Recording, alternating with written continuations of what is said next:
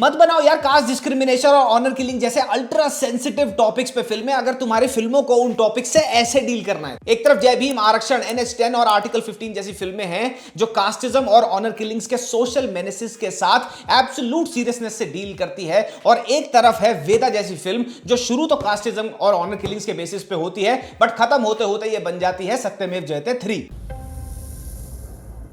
शुरू के 30 minute film बहुत जबरदस्त बाधा बांधती है, कास्टिज्म और ऑनर किलिंग्स को अच्छी तरह एक्सप्लेन किया गया है। I was completely sold. मुझे लगा बहुत लंबे टाइम के बाद, बहुत लंबे अरसे के बाद हमारे को परमाणु और मद्रास कैफे वाले जॉन अब्राहम मिलेंगे और ये फिल्म कास्टिज्म और ऑनर किलिंग जैसे सीरियस टॉपिक्स के साथ बहुत जबरदस्त तरीके से आगे डील करने वाली है। But least did I know कि कास्टिज्म और ऑनर किलिंग वाला जो एंगल है फिल्म में, वो लोगों को एंटाइज करने के लिए, लोगों को इमोशनल करने के लिए एक हुक की तरह यूज करा जाता है, क्योंकि ये फिल्म ओवरऑल ना ही अच्छा एक्शन कर पाती है, ना ही कास्टिज्म और ऑनर किलिंग के टॉपिक से ढंग से डील कर पाती है। हां, एक चीज बहुत बढ़िया कर पाती है और वो ये है कि पूरी की पूरी 2.5 घंटे की फिल्म में जॉन की गर्दन टाइट करवा के बाइक चलवाती है, आंखें लाल करवाती है और चाकू मरवाती है, और वो भी सिर्फ 10, मात्र 10 डायलॉग के साथ।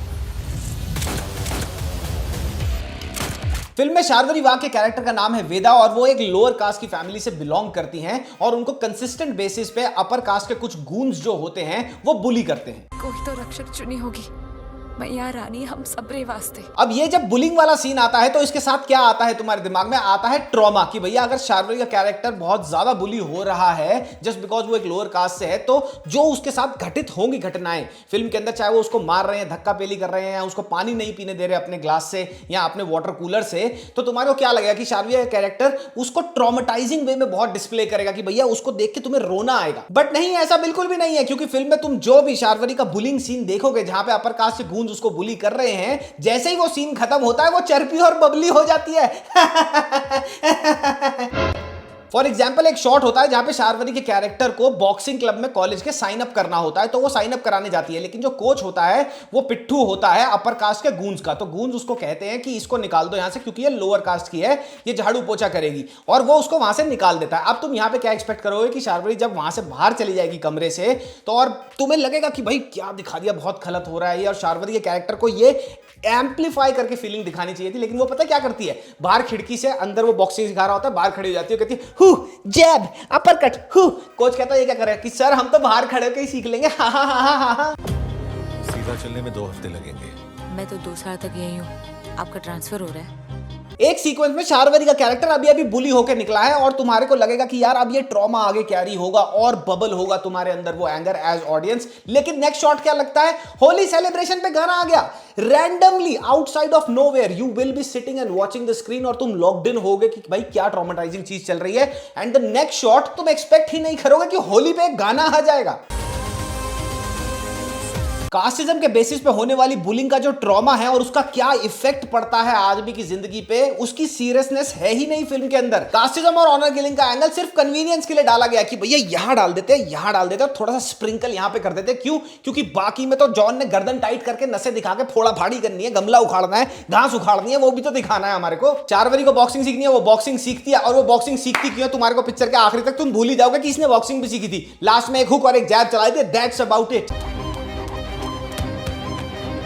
जॉन फिल्म में इंडियन आर्मी का स्पेशल फोर्स ऑपरेटिव है, और जब तुम पिक्चर खत्म करोगे ना तुम्हें रियलाइज होगा कि अगर आर्मी वाला ना भी होता ना इस फिल्म के अंदर तो भी फिल्म की स्टोरी पे कोई फर्क पड़ना ही नहीं था। जॉन जैसे ही यूनिफॉर्म से निकलता है, इसके हाव भाव बिल्कुल आर्मी वाले नहीं है, उसका पहनावा बिल्कुल आर्मी वाला नहीं है, बातचीत बिल्कुल भी आर्मी वाले जैसी नहीं है, और जब फाइटिंग पे बात आती है तो ऐसा लगता है कि डेयरी का साबू पहलवान लड़ रहा है, भैया कि दूध गिरा दिया तूने मेरा साइकिल मार के मेरी बाइक पर। जब जॉन को बिल्कुल वैसी ही फाइट करनी है जैसी फाइट वो बाकी सारी पिक्चरों में करता है, तो उसको स्पेशल फोर्सेस ऑपरेटिव बनाए ही क्यों? मेजर अभिमन्यु कन्वर 11 गोरखा राइफल्स के अफसर को ऑर्डर्स ना मानने के लिए तुरंत कोर्ट मार्शल का निर्देश देता है। एक चीज बताता हूं फिल्म में है, इसको सुनने के बाद तुम अपने बाल खींच लोगे। जॉन अपनी बीवी तमन्ना भाटिया के साथ कश्मीर में पोस्टेड होता है। तमन्ना भाटिया होती है सिविलियन। अब समहाउ उसके पास इंडियन आर्मी का ऑफर लेके आती है कि भैया तुम ना इंडियन आर्मी की हेल्प करो और एक सिविलियन होते हुए मिलिटेंट्स में शामिल हो जाओ और इंडियन आर्मी के लिए वहां से इंफॉर्मेशन गैदर करके लाओ। जब जॉन को यह पता लगता है तो जॉन कहता है तुम्हारे को करने की जरूरत नहीं है, तुम्हारे पे कोई प्रेशर नहीं है,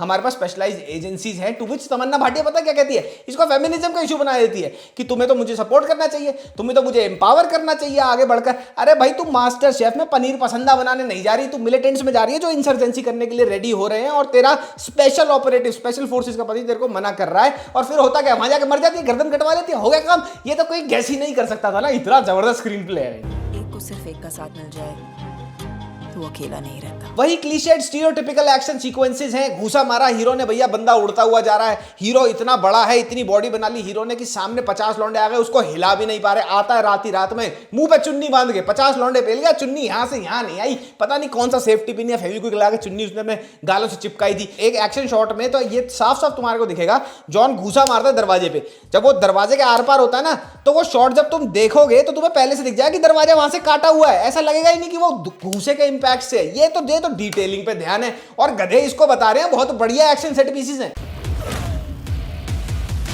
जॉन बाबा के पैर में इतना बड़ा ग्रेनेड फट जाता है, और फिर जॉन बाबा ग्रेनेड फटता है, जॉन बाबा उड़ते हुए आगे जाते हैं, 1 मिनट के लिए ऐसे होते हैं, फिर उठ के सबकी मैया पोत देते हैं। अबे भाई कौन से जमाने का एक्शन है ये? एक तरफ हमें किल जैसी फिल्में देखने को मिल रही है, शेरशाह उरी जैसे एक्शन कोरियोग्राफी हमें देखने को मिल रही है, और अभी तक तुम इसी पे अटके हुए हो। जब हीरो ना आर्मी वाले की तरह बंदूक चला रहा है, ना आर्मी वाले की तरह हैंड टू हैंड कॉम्बैट कर रहा है, ना आर्मी वाले की तरह वो अपने आप को outside of the uniform carry कर रहा है, तो फिर क्यों उसको आर्मी वाला बनाया? रैंडम लौंडा बना देते यार, कोई भी तमन्ना भाटिया किसी और बहाना देके मार देते, कुछ और बदले की आग जला देते, उसमें आर्मी को क्यों घसीट लेते हो भाई? जॉन विक 4 में एक एक्शन सीक्वेंसेस को टॉप शॉट लेके शूट करा गया था, कंटिन्यूअस शॉट लिया गया था, जहां पे जॉन विक शॉटगन के साथ एक कमरे से दूसरे कमरे से तीसरे कमरे से चौथे कमरे में जाता है, सेम टू सेम धाप लिया भाई, बस यहां पे जॉन को गन नहीं दी, कोई चाकू नहीं दिया, वो हाथों से पेलता चल रहा है भैया, सेम टू सेम। फिल्म के क्लाइमैक्स में पॉइंट ब्लैंक शूट आउट चल रहा है भैया, खूब चाकू छुरी छप्पन छुरी सब चल रही है भैया। कहां पे? सोचो, मैं वेट कर रहा हूं, सोचो, क्योंकि मैंने भी सोचा था ये कैसे सोच सकते हैं कि यहां पे शूट आउट होगा। कोर्ट में, out of every place they could have shot this climax at, they chose a court, one of the most guarded places of all. और अभी तो ये सबसे बड़ी बेवकूफी नहीं है पिक्चर की, अभी तो रुको, मैं बताऊंगा, बैठो जरा। अगर किसी को कोर्ट में कास्टिज्म के अगेंस्ट केस लड़ना हो, मेरे साथ कास्ट डिस्क्रिमिनेशन हुई है, तो वो क्या करेगा? लॉयर को हायर करेगा भैया, अपनी अर्जी डालेगा, पूरा का पूरा लिखा जाएगा, फिर जज तुम्हारे को डेट देगा, तुम आके वहां पे प्रेजेंट होगे, तुम अपना केस प्रेजेंट करोगे। लेकिन इस पिक्चर में नहीं, शार्वरी के कैरेक्टर को ये बोला कि तूने क्या करना है इस चीज से लड़ने के लिए? मुझे कोर्ट जाना है, और कोर्ट आखिरी में कोर्ट पहुंच जाते हैं, कोर्ट के अंदर लोग मर रहे हैं, मतलब नेशनल सिक्योरिटी की बात आ गई, कोर्ट में इतना जबरदस्त हमला हो रहा है, लेकिन शार्वरी कह रही है मुझे जज से मिलना है। अबे मंद बुद्धि, ऐसे ही तुम कोर्ट के अंदर घुस के जज के सामने अपनी अर्जी नहीं कर सकते। लिटरली उस शॉट में गोलियां चल रही है शार्वरी के आगे पीछे, और वो रो रही है, और जज कहाँ है? जज टेबल के नीचे छुपा हुआ है। तो फिर लॉ क्यों पढ़ते हैं?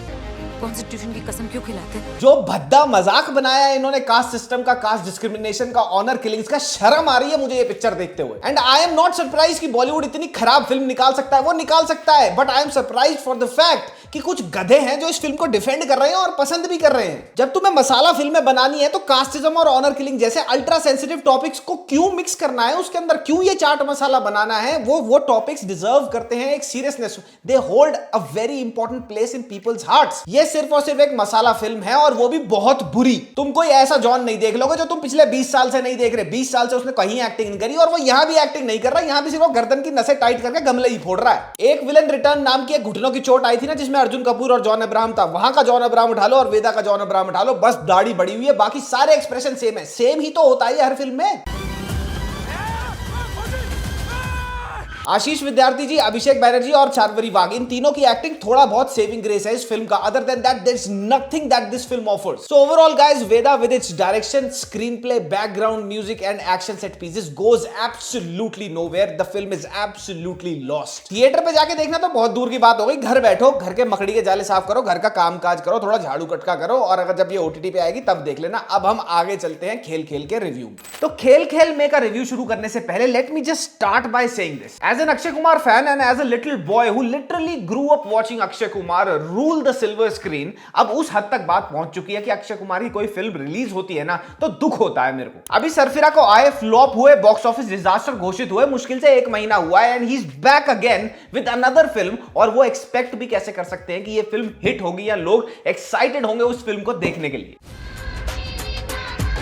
अक्षय कुमार की नई फिल्म आई है, फिल्म अच्छी है या बुरी है ये एक आफ्टर थॉट हो चुका है। This is not the topic of discussion anymore. In fact जो फ्रंट सीट पर डिस्कशन होती है जब भी अक्षय कुमार की एक नई फिल्म रिलीज होती है या फिर अनाउंस होती है and with in a gap of a month और टू, तो यह डिस्कशन होती है कि भैया क्यों कर रहे हो ऐसा। सरफिरा अच्छी खासी फिल्म थी, अच्छा खासा रीमेक था, लेकिन क्या हुआ उसके साथ पिट गई ना। बिल्कुल ऐसे ही Khel Khel Mein is a very decent watch. एक अगर सुस्ता रहे हो तुम अपने वीकेंड पे और तुम्हारे को कुछ देखना है टीवी पे चला के, थिएटर में नहीं टीवी पे चला के, तो ये फिल्म तुम्हारे को थोड़ी देर के लिए बांध के रख सकती है। It's not a very very bad film. खेल खेल में एक रीमेक है एक इटालियन फिल्म का जो 8 साल पहले आई थी और इसका नाम है परफेक्टी स्कोनोस्कियूती। ये इस फिल्म का पहला या फिर ओनली रीमेक नहीं है, ये फिल्म 24 बार रीमेक हो चुकी है और खेल खेल में चौथी इंडियन रीमेक है of the same film. Now although I knew कि ये फिल्म एक रीमेक है, लेकिन मैंने ना ही इसका इंग्लिश रीमेक देखा है और ना ही ओरिजिनल देखी है, तो मैं ये फिल्म देखने बैठा बिल्कुल fresh. And to be very honest with you, इस पूरी की पूरी फिल्म को देखने के बाद मुझे सिर्फ एक चीज को लेकर थोड़ी दिली तसल्ली हुई और वो थी अक्षय कुमार की performance. Through out the film Akshay Kumar कहीं भी हार्ड ट्राई नहीं कर रहे हैं रेलेवेंट लगने के लिए, अपने ओल्ड मिजाज में है, वो बिल्कुल रिलैक्स्ड है, बहुत ही बढ़िया कॉमेडी फ्लो है